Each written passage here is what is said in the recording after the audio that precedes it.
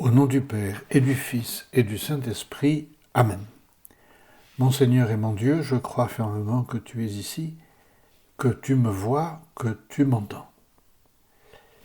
Je t'adore avec profonde révérence. Je te demande le pardon de mes péchés et la grâce de faire avec profit ces 10 minutes de prière. Ma Mère Immaculée, Saint Joseph, mon Père et Seigneur, mon ange gardien, intercédez pour moi. Si je vous dis Zanini, je pense que ça ne va. Il y a des chances que cela ne vous dise pas grand-chose. Zanini, c'est un pseudo d'un musicien de jazz qui est né en 1923.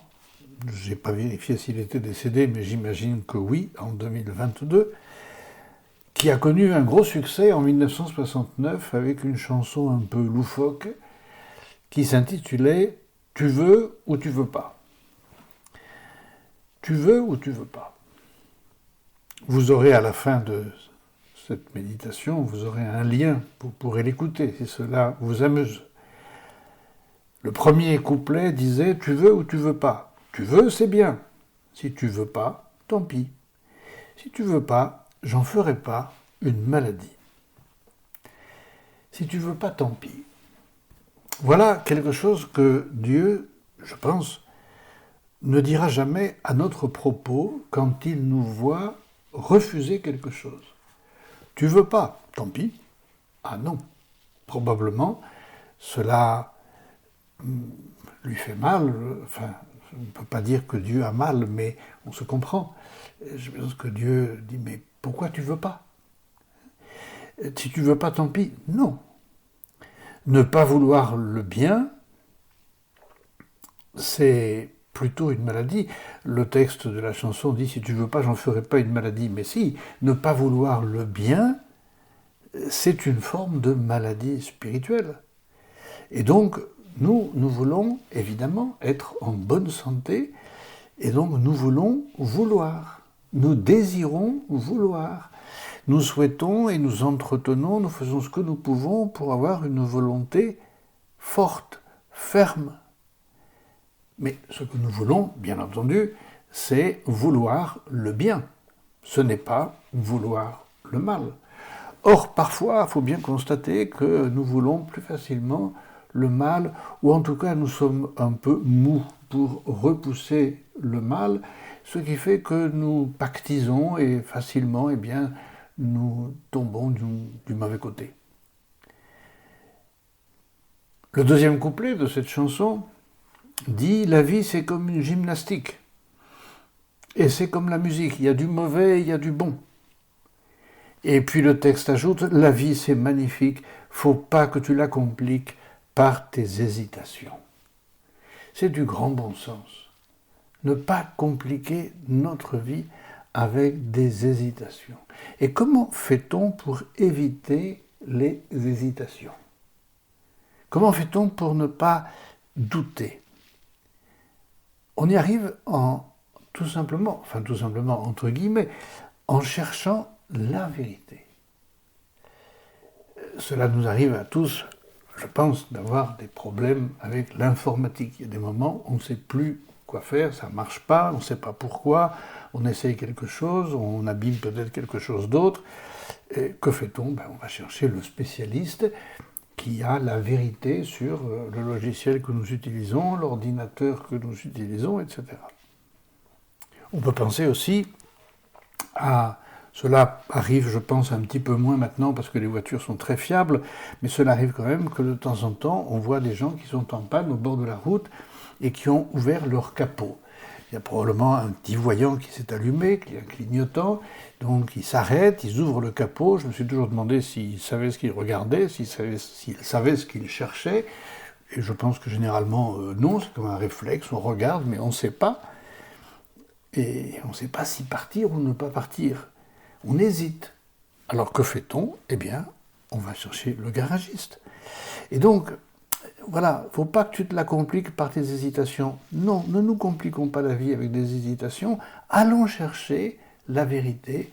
Allons chercher le conseil du spécialiste. On pourrait dire Ça peut être l'Évangile, bien sûr, ça peut être un conseiller spirituel, ça peut être un livre dont nous nous inspirons de manière habituelle. Bref, on envoie promener les hésitations et on cherche la bonne solution. Quel lien avec l'Évangile ? Il est question dans l'Évangile des pharisiens qui disent à Jésus « Pars d'ici, Hérode veut te tuer ». On ne sait pas s'ils le disent parce qu'ils veulent protéger Jésus ou parce qu'ils seraient eux-mêmes bien contents de se séparer, de se débarrasser de Jésus. Et que leur répond le Seigneur ? « Il me faut continuer ma route. Il ne convient pas qu'un prophète périsse en dehors de Jérusalem.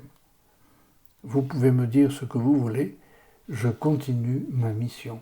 Je suis venu sur terre pour vous racheter, cela passe par ma mort à Jérusalem, je vais continuer ma route. Même s'il y a, danger de mort. » Le Seigneur, par cette réponse, nous encourage à avoir une volonté ferme, à être décidé. Et décidé, notamment, bien entendu, pour faire le bien, décidé pour éviter le mal, décidé pour ferme dans nos résolutions. Lorsque nous prenons des résolutions, eh bien, c'est formidable que nous sachions effectivement être constants dans nos propos, dans ce que nous avons décidé. Une volonté ferme.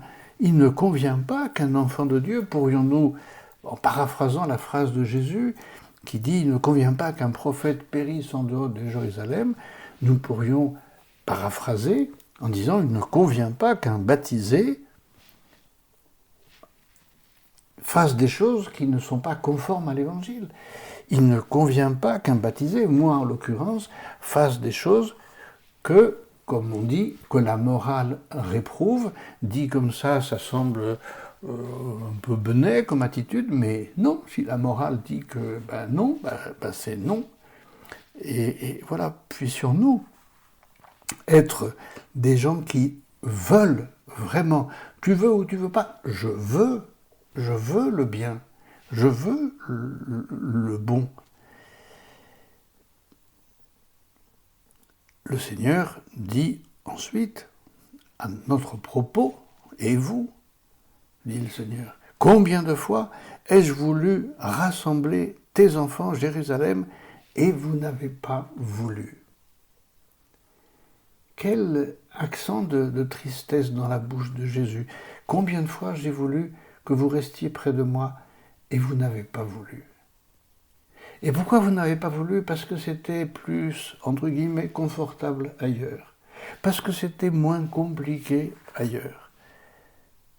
C'est l'occasion de dire à Jésus, Seigneur, lorsque j'aurai le choix entre le bon et le mauvais, entre le bien et le mal, entre le juste et l'injuste, quand j'aurai le choix entre ta volonté ou bien mon propre confort, ou bien ce qui est pour moi le plus commode, Seigneur, je te dirai que c'est toi que je veux.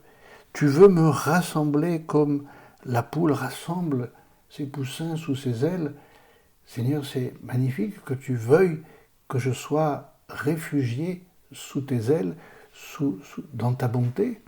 Et c'est ce que je veux. Voilà, même si parfois c'est dur, peut-être, oui, c'est dur. D'accord, mais ça vaut la peine. Combien de fois Saint José Maria répétait cette expression ? Il le disait en italien et en espagnol, c'est la même phrase d'ailleurs, vale la pena, ça vaut la peine, ça vaut la peine.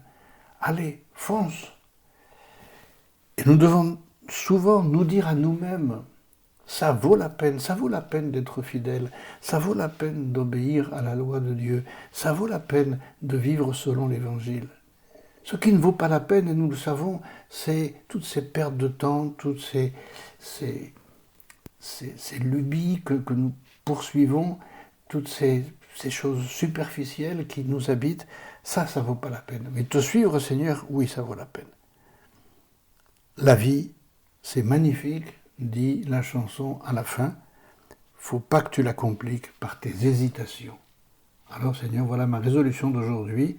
Lorsque j'aurai une hésitation, si petite soit-elle, c'est vers toi que j'irai avec décision et avec l'aide, bien sûr, de ma mère, Sainte Marie. Je te remercie, mon Dieu, des bonnes résolutions, des actes d'amour et des inspirations que tu m'as communiquées dans cette méditation. Je te demande de m'aider à les mettre en pratique. Ma Mère Immaculée, Saint Joseph, mon Père et Seigneur, mon ange gardien, intercédez pour moi.